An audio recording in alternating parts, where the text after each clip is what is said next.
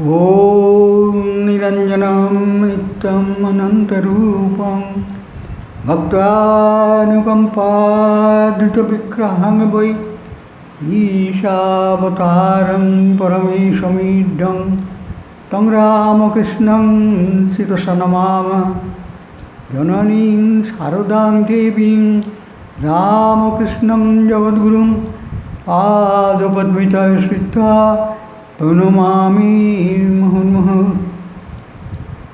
ॐ शास्त्रज्ञाय प्रशान्ताय वेदान्तप्रतिपादिने नमोऽस्तु अवधपादाय ज्ञानविज्ञानदीप्तये।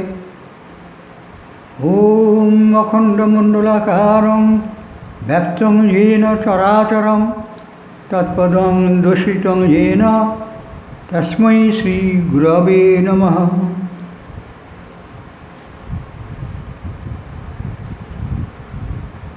আমাদের আলোচ্য বিষয় স্বামী অভেদানন্দ মহারাজের বক্তৃতার বঙ্গানুবাদ, যা তার গ্রন্থে প্রকাশিত হয়েছে স্বামী অভেদানন্দ রচনাবলী। সেখানে ভগবদ্গীতার দিব্য বাণী এই নামে গ্রন্থটির যে অধ্যায়ে আমাদের আলোচনা চলছিল ইন্দ্রিয়াতীত জগৎ এই বিষয়ে,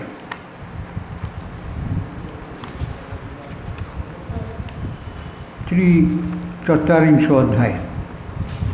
সেই অধ্যায়ের শেষের কিছুটা অংশ আমি পুনরায় এখানে আপনাদের শোনাব। তারপর পরবর্তী অধ্যায়ের আলোচনায় আমরা প্রবেশ করব। ইন্দ্রিয়াতীত জগৎ, আমরা জানি যে আমরা সবসময় তো ইন্দ্রিয়ের জগতের মধ্যেই বাস করি, কিন্তু এর পারে যাওয়ার জন্য আমাদের চেষ্টা থাকা উচিত। যে কথা স্বামী অভেদানন্দ মহারাজ বলেছেন পাশ্চাত্যে তার বক্তৃতার সময়তে, ভগবদ্গীতার ভগবান শ্রীকৃষ্ণের উক্তি থেকে আমরা জানতে পারি যে সব তত্ত্ব, সেইগুলি তাদের কাছে উপস্থাপিত করেছেন স্বামী অভেদানন্দজি মহারাজ, এবং তার দৃষ্টিভঙ্গি এবং বিশ্লেষণের মূল ভিত্তি প্রকৃত বেদান্ত দর্শন। সেই প্রকৃত বেদান্ত দর্শন আমাদের কী শিক্ষা দেয় সেই বিষয়ে আমাদের এই আলোচনার অবলম্বন। বেদান্ত দর্শন বা সর্বজনীন ধর্ম আমাদের শিক্ষা দেয়, মহারাজ বলছেন, কিভাবে জীবনের উদ্দেশ্য সফল করা যায়। শক্ত শক্ত কথা মনে হচ্ছে না? জীবন, প্রকৃতপক্ষে জীবন কাকে বলা হয়? আবার সেই জীবনের উদ্দেশ্য সে তো অসংখ্য, সুতরাং তার মধ্যে আবার প্রকৃত উদ্দেশ্য কী হওয়া উচিত সেটা জানা দরকার। আর সফল করা যায়, জীবনের উদ্দেশ্য নানা প্রকার হতে পারে, কিন্তু সেটা সফল করার উপায় কী, এই সবই বেদান্ত দর্শনের অন্তর্গত। তাই স্বামী অভেদানন্দ মহারাজ বলছেন, বেদান্ত দর্শন বা সর্বজনীন ধর্ম আমাদের শিক্ষা দেয় কিভাবে জীবনের উদ্দেশ্য সফল করা যায়। এই বেদান্ত দর্শনও যা, আর সর্বজনীন ধর্মও তাই।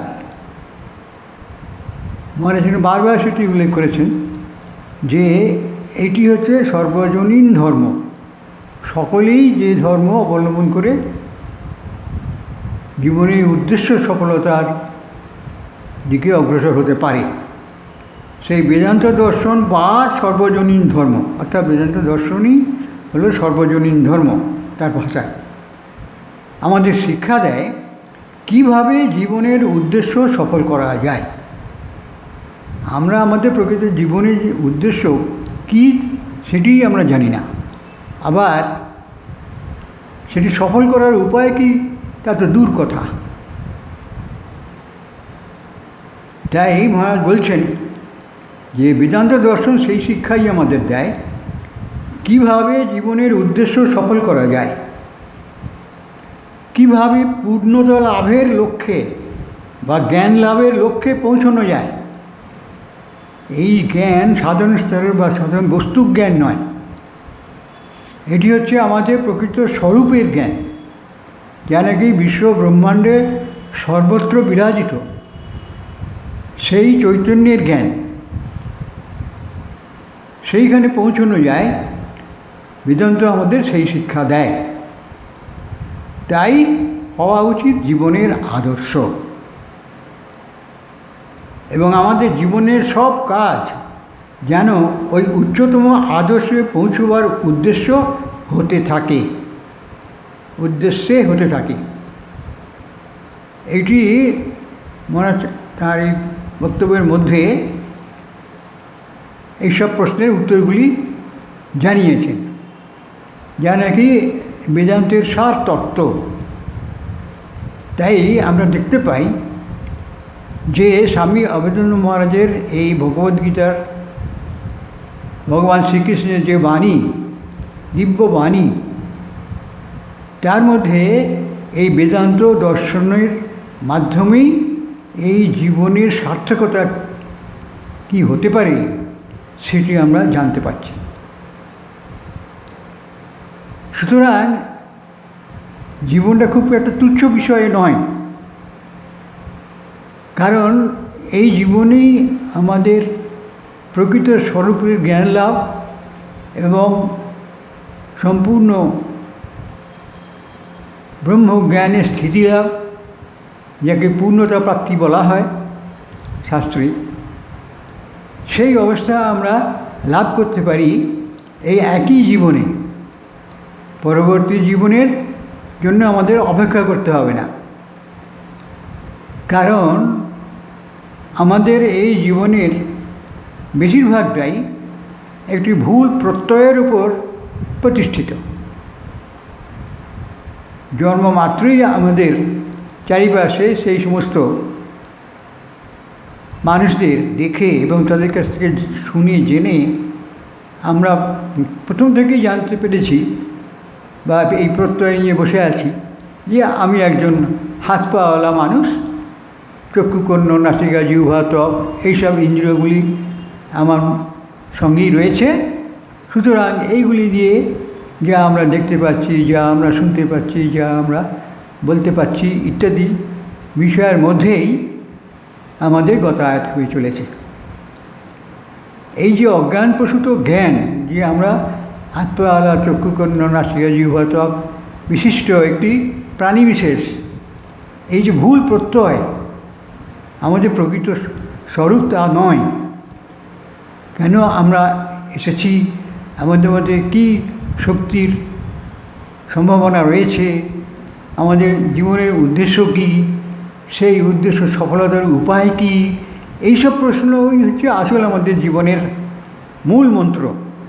এবং সেই সমস্ত প্রশ্ন অনেকেই জবাব দিয়েছেন এবং শাস্ত্রীয় সেসবের জবাব বলা হয়েছে। বিশেষ করে বেদান্ত দর্শনে সরাসরি সেই কথাই বলে। এই বেদান্তের একটি মহাবাক্য হল তত্ত্বমসি। তুমি সেই মহাজ্ঞানস্বরূপ, পূর্ণ জ্ঞানস্বরূপ। কি না তত্ত্বমসি, তুমি সেই বস্তু। আমরা যে মনে করছি যে আমরা হাত পাওয়া একটা জীবন্ত মানুষ, এতগুলি ইন্দ্রিয় নিয়ে আমরা কাজ করে চলেছি, কত অভিজ্ঞতার পরিচয় দিচ্ছি, কিন্তু এগুলি সব ভুল প্রত্যয়ের জন্যে আমাদের ক্ষুদ্র মানব বলে মনে করছি। প্রকৃতপক্ষে আমাদের প্রকৃত স্বরূপ এই মানবের যে ক্ষুদ্র সত্তা তা নয়। তাই মহারাজ বলছেন, বেদান্ত দর্শন বা সর্বজনীন ধর্ম আমাদের শিক্ষা দেয় কীভাবে জীবনের উদ্দেশ্য সফল করা যায়। কীভাবে পূর্ণতা লাভের লক্ষ্যে বা জ্ঞান লাভের লক্ষ্যে পৌঁছানো যায়, তাই হওয়া উচিত জীবনের আদর্শ। যে জীবনের আদর্শ আমাদের প্রত্যেকের কাছে জানা নেই, জীবনের প্রকৃত আদর্শ কি হওয়া উচিত, বেশিরভাগ লোকেরই বাল্যকাল থেকেই বিভিন্ন ইচ্ছা থাকে, ইচ্ছা জাগে যে আমি ভবিষ্যতে কি হব, কি হতে পারবো, কি হতে চাই ইত্যাদি নানাবিধ ভাবনা কল্পনা আমাদের মধ্যে উঠে থাকে। কিন্তু মহারাজ যেটি বলছেন সেটি হচ্ছে বেদান্ত দর্শনের জ্ঞান। বেদান্ত দর্শন বা সর্বজনীন ধর্ম আমাদের শিক্ষা দেয় কীভাবে জীবনের উদ্দেশ্য সফল করা যায়, কীভাবে পূর্ণতা লাভের লক্ষ্যে বা জ্ঞান লাভের লক্ষ্যে পৌঁছানো যায়, তাই হওয়া উচিত জীবনের আদর্শ। অর্থাৎ জীবনের তো স্বল্পায়ু জীবন, তাতে তো এই পূর্ণ জ্ঞান লাভ করার জন্যে অনেক সাধনা করতে হয়, চেষ্টা করতে হয়, আর তার জন্য একমাত্র উপায় হচ্ছে এই মূল্যবান জীবনটি, যে জীবনটি আমরা গ্রহণ করেছি। আর তাতে আমাদের এই জিজ্ঞাসা আসা উচিত যে আমি কে, আমি কিভাবে এই জগতে জন্মগ্রহণ করলাম এবং তার কারণ কি, তার আগে আমি কোথায় কীরূপে ছিলাম। আর সকলে যেমন যায়, শরীর ত্যাগ হলে আমরা কোথায় যাব, কী অবস্থায় থাকব, আবার কি পুনরায় জন্মগ্রহণ করতে হবে। যখন বোঝা যায় যে এই দুঃখের, কষ্টের, মৃত্যু ব্যাধির যন্ত্রণা ভোগ করার জন্য পুনরায় কি শরীর ধারণ করা প্রয়োজন আছে, এই প্রশ্ন আমাদের মনে জাগা উচিত। আর তা যদি না থাকে তাহলে এই জীবনের পারে আমি কিভাবে যেতে পারি। এই জীবনেরই সেই সাধনা বা চেষ্টা করে আমাদের প্রকৃত যে স্বরূপ, সেই স্বরূপে উপস্থিতি লাভ না করা পর্যন্ত আমাদের জীবনের উদ্দেশ্যই একমাত্র হবে যে আমার প্রকৃত স্বরূপটি কী সেটি জানার। সেটি মহারাজ এখানে উল্লেখ করে দিয়েছেন। বেদান্ত দর্শন বা সর্বজনীন ধর্ম আমাদের শিক্ষা দেয় কিভাবে জীবনের উদ্দেশ্য সফল করা যায়। এই বেদান্ত দর্শনের যা নাকি সর্বজনীন ধর্ম, অর্থাৎ সমস্ত মানুষের ক্ষেত্রেই প্রযোজ্য, কীভাবে পূর্ণতা লাভের লক্ষ্যে বা জ্ঞান লাভের লক্ষ্যে পৌঁছানো যায়। তার মানে প্রথমে বোঝা যাচ্ছে যে আমরা পূর্ণ নই। আমাদের প্রত্যয়, আমাদের যে ধারণা, আমাদের যে বিশ্বাস, সেটি হলো যে আমাদের এই জীবনে পূর্ণতা লাভ করতে হবে। তাহলে তার আগেই আমাদের জানা থাকছে যে আমরা পূর্ণতা লাভ করিনি। তাহলে সে পূর্ণতাটা কি? সেটা হচ্ছে ওই সর্বজনীন ধর্ম, বেদান্ত ধর্ম যা শিক্ষা দেয় সেটা হচ্ছে কীভাবে জীবনের উদ্দেশ্য সফল করা যায়। তাহলে আমাদের জানতে হবে জীবনের উদ্দেশ্য কী। প্রকৃত স্বরূপের আমাদের জ্ঞান থাকা দরকার, আর সেইটি জানার জন্যই আমরা এই জীবন ধারণ করেছি। বেদান্তের ভাষা অনুযায়ী বলা হচ্ছে কীভাবে পূর্ণতা লাভের লক্ষ্যে বা জ্ঞান লাভের লক্ষ্যে পৌঁছানো যায়, তাই হওয়া উচিত জীবনের আদর্শ।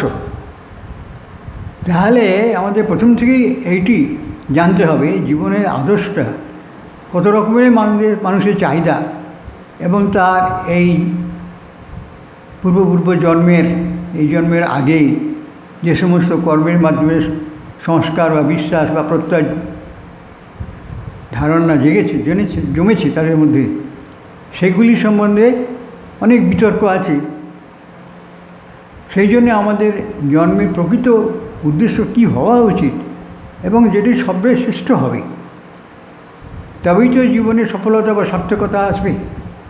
সেই সর্বজনীন যে আদর্শ, সেটি হচ্ছে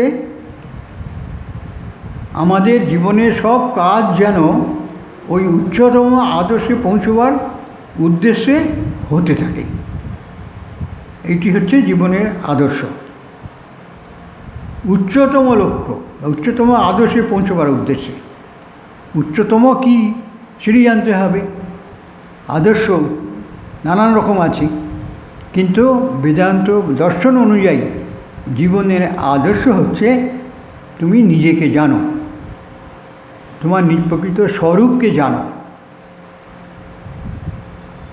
আর সেই জানার জন্যই আমাদের প্রকৃতপক্ষে শরীর ধারণ করে আসা। প্রকৃতির নিয়মেই আমরা কর্মফল ভোগের জন্য শরীর গ্রহণ করে থাকি, কিন্তু আমরা ইচ্ছা করলে আমাদের যে ভুল প্রত্যয় জন্ম থেকেই হয়ে আসছি, যে আমরা একজন মানুষ, আত্মা ইন্দ্রিয়াদি সহ পরিবারের একজন ইত্যাদি জ্ঞান, এগুলি সবটাই ভুল জ্ঞান।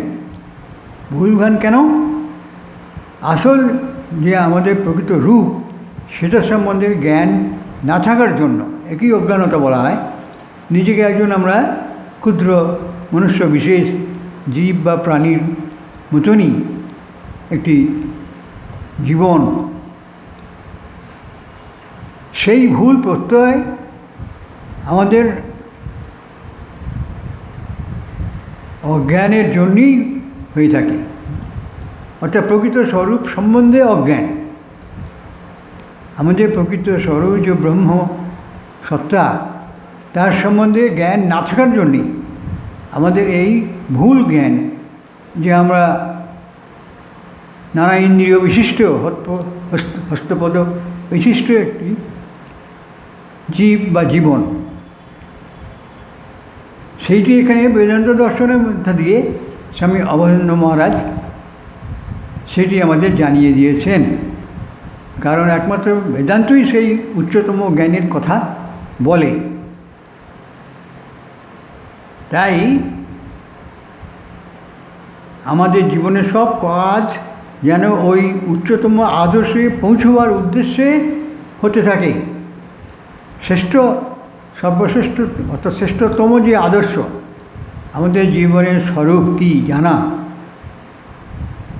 সেই দিকেই আমাদের সব সময়, সেই উদ্দেশ্যেই আমাদের সমস্ত কর্ম লক্ষিত হওয়া দরকার। বলছেন আমাদের জীবনের সব কাজ যেন ওই উচ্চতম আদর্শে পৌঁছবার উদ্দেশ্যে হতে থাকে। আমরা কি কোনো সময় ভেবে দেখি যে আমরা যেসব কাজ করছি সেইগুলি কি আমাদের জীবনের লক্ষ্যের শ্রেষ্ঠতম আদর্শকে জানতে সাহায্য করবে? আমরা যদি জাগতিক বিষয়ের যা নাকি ক্ষয়শীল এবং সব সময় তা ক্ষয়ের পথে এগিয়ে চলেছে, সেই পথেই যদি যাই তাহলে আমাদেরও তো সেই অবস্থায় হবে। আমরা তো পূর্ণতা লাভ করতে পারবো না জীবনে। তাহলে তাই বলছেন প্রকৃতিতে অবস্থিত জীবাত্মা প্রকৃতি সম্ভূত গুণাবলীর অভিজ্ঞতা লাভ করে এবং ওই গুণাবলীর সঙ্গে আত্মার একাত্মভাবই হলো এই সুখ দুঃখপূর্ণ সংসারে জন্মলাভের কারণ। আগেই এই প্রশ্ন আমাদের জাগে, আমার জন্মলাভ হলো কেন, বা আমি জন্মের আগে কী অবস্থায়তেই ছিলাম, সেগুলি জানতে হবে। সেগুলো তো শাস্ত্রে সব জায়গায় বলা রয়েছে যে কর্মের ফলই হচ্ছে আমাদের জীবন বীজের ভিত্তি। জন্ম জন্মান্তর ধরে যে সমস্ত আমাদের কর্ম করে চলেছি অজ্ঞানের মাধ্যমে, অর্থাৎ প্রকৃত স্বরূপ না জানার জন্য নিজেকে খুব মৃত্যুশীল অজ্ঞান জীবের মতো মনে করে, এই যে ভুল বিশ্বাস আমাদের প্রতি, আমরা যে প্রকৃতপক্ষে ব্রহ্মস্বরূপ, এই জ্ঞান না থাকার জন্য আমরা নিজেদেরকে খুব ক্ষুদ্র এবং আদর্শহীন জীব বলে মনে করি। এই যদি এই জগতে জন্ম পুনর্জন্মের কারণ হয়, তবে যারা বারবার জন্মগ্রহণ করে এইসব অভিজ্ঞতার ভেতর দিয়ে যেতে চায় না, তাদের প্রতিকার বা উপায় কি? যখন জানা গেল যে এই সমস্ত সব বস্তুই মরণশীল, তাহলে আমিও মরণশীল, কিন্তু আমাদের প্রকৃত স্বরূপ যে আত্মা, তার কিন্তু মৃত্যু নাই। তা অবিনশ্বর। আর এই অবিনশ্বর আত্মা জন্ম জন্মান্তর ধরে কীভাবে আমরা বহন করে নিয়ে চলেছি নিজেকে ভুলে এটি জীব বিশেষ ইন্দ্রিয়াদি সহ নানা রকম তুচ্ছ আদর্শের কথা ভেবে নিজেদেরকে ক্ষুদ্র বলে মনে করছি।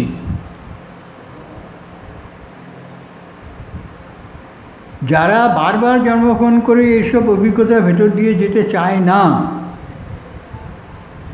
প্রথমেই তাদের কথাই আসছে, তাদের প্রতিকার বা উপায় কী, অর্থাৎ ওই যে শ্রেষ্ঠতম যে আদর্শ সেটি জানবার উপায় কী।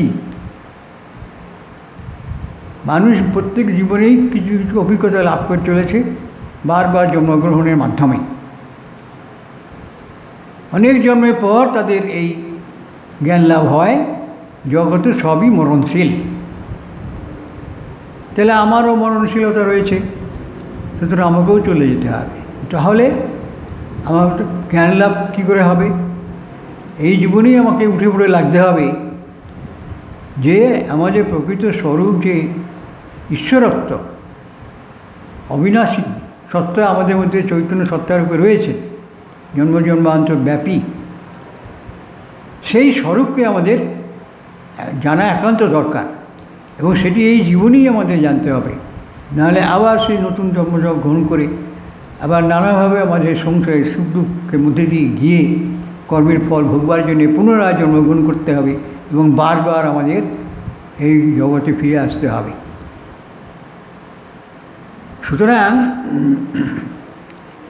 এই যদি এই জগতে জন্ম পুনর্জন্মের কারণ হয়, তবে যারা বারবার জন্মগ্রহণ করে এইসব অভিজ্ঞতার ভিতর দিয়ে যেতে চায় না, তাদের প্রতিকার উপায় কী?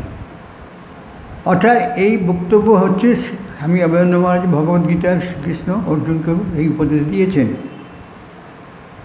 যে যারা বারবার জন্মগ্রহণ করার ফলে জীবনে অভিজ্ঞতাগুলি লাভ করে চলেছে, তাদের মনে যখন প্রশ্ন জাগবে যে এইগুলি তো সবসময় ক্ষণস্থায়ী, সুতরাং এর পারে যাওয়ার উপায়টা কী, এই চিন্তা যাদের, তারা একটা শ্রেণীর মানুষ হয়ে যাবে। তখন তারা সংসারের প্রতি তারা আসক্ত হবে না, অনাসক্ত হয়ে সংসারে থাকবে অথবা সংসার ত্যাগ করেই থাকবে। জগৎ সংসার তো ক্ষণস্থায়ী, সুতরাং তাকে চিরস্থায়ী যে সত্তা তার রয়েছে, চৈতন্য সত্তা, যা নাকি সর্বত্র বিরাজিত, সবসময় আছে এবং তার অন্তরস্থ রয়েছে সেই জ্ঞান। বাইরে থেকে কোনো কিছু জ্ঞান আনতে হবে না, সেই জ্ঞান আমাদের সমস্ত রয়েছে অন্তরস্থ। শ্রী ভগবান সেই গীতার সঙ্গের মধ্যে সেসব কথাও বলেছেন। সেটি হলো কি? উপায় হলো অখণ্ড ব্রহ্মের সম্বন্ধে জ্ঞান। সরাসরি এই বেদান্ত এই কথা বলে।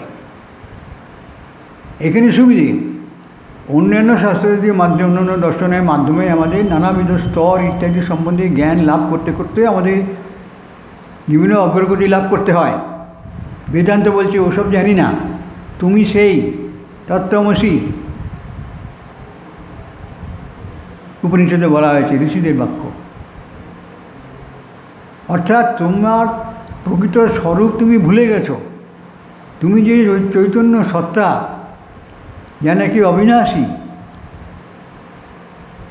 সেই তোমার ব্রহ্ম সত্তাকে তুমি ভুলে গেছো। এবং ভুলেছো শুধু নয়, একটা ভুল প্রত্যয় নিয়ে চলেছ। তুমি একটি ক্ষুদ্র জীব বিশেষ, মনুষ্য শরীর নিয়ে তুমি জন্মগ্রহণ করেছ নানাবিধ কর্মের জন্য। তোমার যে সমস্ত বাসনা কামনা রয়েছে সেগুলিকে চরিতার্থ করবার জন্য নানাবিধ ইন্দ্রিয় সহ তুমি শরীর ধারণ করেছ। কিন্তু আসলে সে যেহেতু ব্রহ্ম অবিনাশী সত্তা, সুতরাং তা কোনো সময় প্রকৃত মনুষ্য শরীরকে বোঝাবে না, কারণ শরীর সবসময় ক্ষয়শীল। তাহলে কী উপায়? উপায় হলো অখণ্ড ব্রহ্মের সম্বন্ধে জ্ঞান। প্রথম হচ্ছে অখণ্ড ব্রহ্ম কি সেটি সম্বন্ধে জ্ঞান থাকা দরকার, এবং সেটি যে আমার অন্তরস্থ একমাত্র সত্য সত্তা, যে হ্যাঁ আমি ব্রহ্মস্বরূপ। সেই ব্রহ্ম কীরকম না অখণ্ড সত্তা। এই ব্রহ্ম সবসময়ই অখণ্ড, ওটা বিচ্ছিন্ন নয়।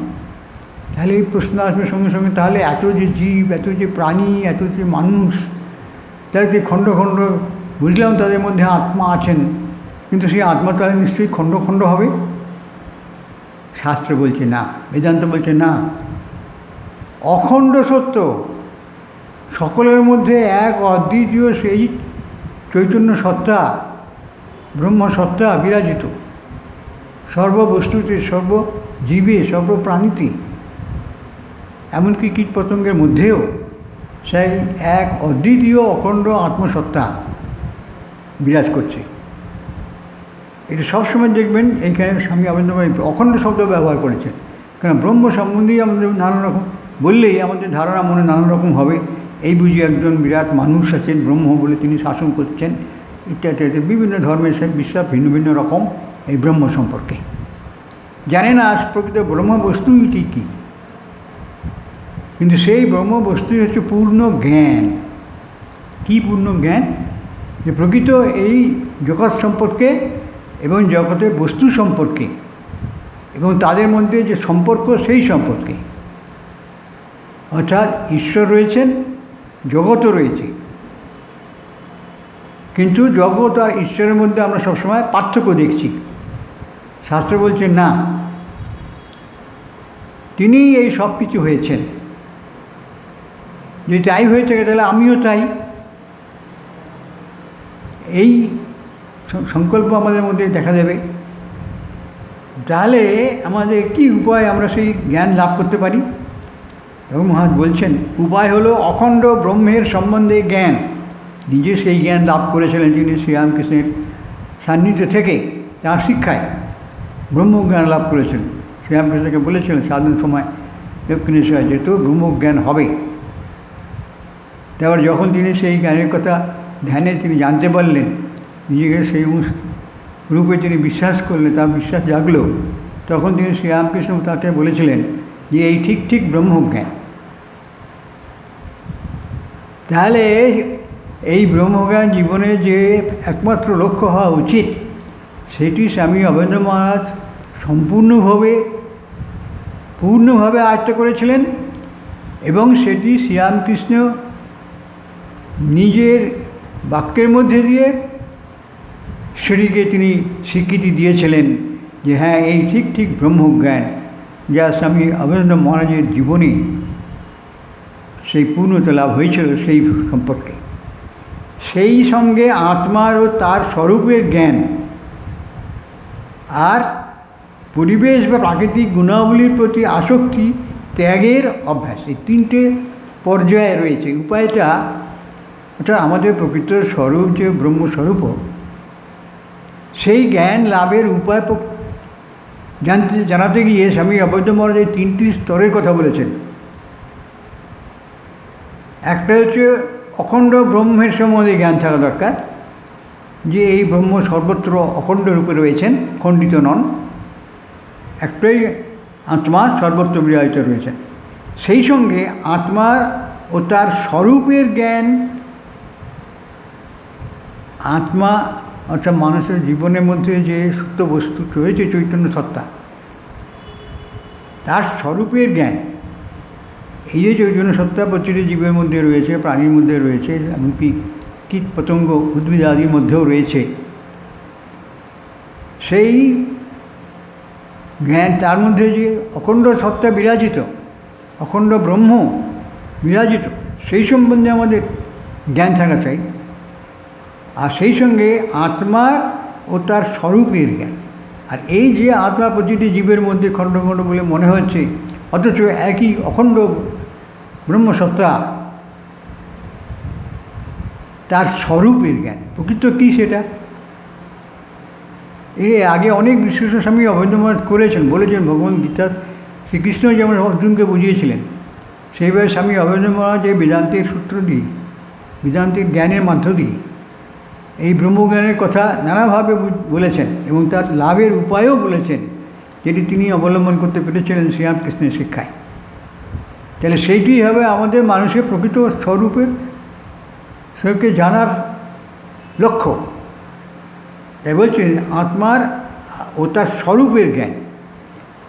এই যে আত্মা আমরা যাকে বলি, আমাদের ধারণার মধ্যে থাকে প্রকৃত মানুষের মধ্যে অধিষ্ঠিত যে আত্মা, যার শক্তির বিকাশ তার মধ্যে দিয়ে হচ্ছে, এই জন্য খণ্ড খণ্ড মনে হয়।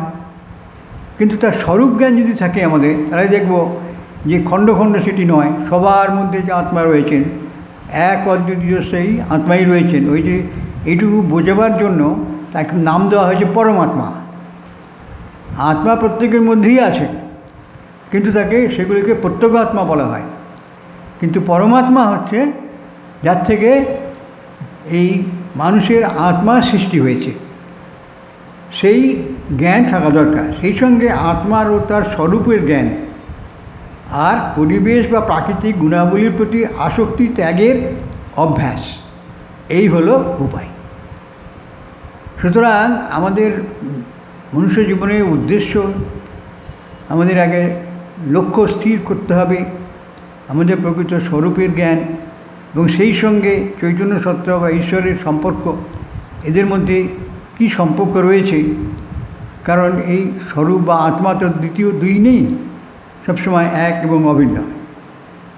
তাহলে সেই সব আত্মার ও তার স্বরূপের জ্ঞান, আর পরিবেশ বা প্রাকৃতিক গুণাবলীর প্রতি আসক্তি ত্যাগের অভ্যাস। এই আসক্তি ত্যাগ না হলে, জগতের প্রতি আমাদের অনাসক্তি না এলে, আমরা সবসময় এই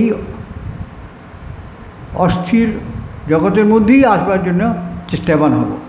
আমাদের যে ভ্রম, সেই ভ্রম আমাদের দূর হবে না। তাই উপায় হচ্ছে আত্মা, এইগুলো যে অখণ্ড ব্রহ্মের সম্বন্ধে জ্ঞান, আর সেই সঙ্গে আত্মার তার স্বরূপের জ্ঞান, আর পরিবেশ বা প্রাকৃতিক গুণাবলীর প্রতি আসক্তি ত্যাগের অভ্যাস। এই নিরাসক্তি লাভ করবার জন্যে সংসারের সুখ দুঃখ সব কিছুর মধ্যে দিয়ে, এবং জানতে পারবো যে এই সবগুলি স্থিতিশীল নয়, এগুলি থাকে না, সবসময় পরিবর্তনশীল। সুতরাং এইগুলি আমার জীবনের কোনো প্রয়োজন নেই। এই অনাসক্তি এলে তুমি সংসারেই থাকো আর সন্ন্যাসী হও, তুমি প্রকৃত স্বরূপকে উপলব্ধি করবার উপায় তুমি জানতে পারবে। এখন এখানে আমরা রাখছি। ওম পূর্ণমদঃ পূর্ণমিদং পূর্ণাৎ পূর্ণমুদচ্যতে পূর্ণস্য পূর্ণমাদায় পূর্ণমেবাবশিষ্যতে। ওম শান্তি শান্তি শান্তি। ওম নমো ভগবতে শ্রীরামকৃষ্ণায় অর্পণমস্তু।